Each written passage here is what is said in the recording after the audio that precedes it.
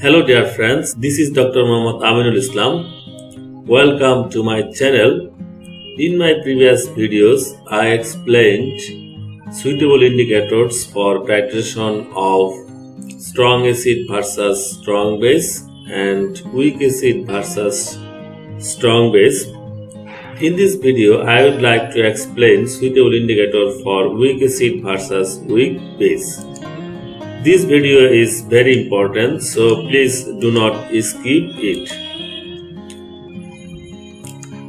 Well, typical example of weak acid versus weak bases are shown here.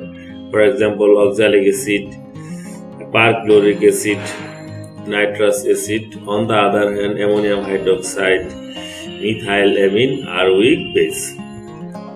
Well, then indicators for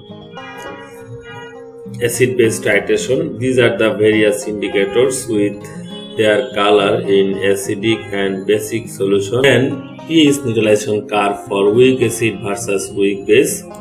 Here is the example of pH neutralization curve for weak acid versus weak base. From this curve, we see that the curve is not vertical at all. So no indicator is suitable for this type of titration. So from this major takeaway is, if working pH range of an indicator falls within the region of vertical line of pH curve, then it is the suitable indicator for that type of titration. For weak acid versus weak base titration, there is no vertical line in the pH neutralization curve.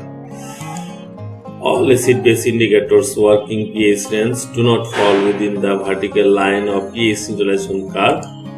Therefore, no indicator is suitable for titration of weak acid with weak base. In my next video, I will explain suitable indicator for titration of strong acid versus weak base.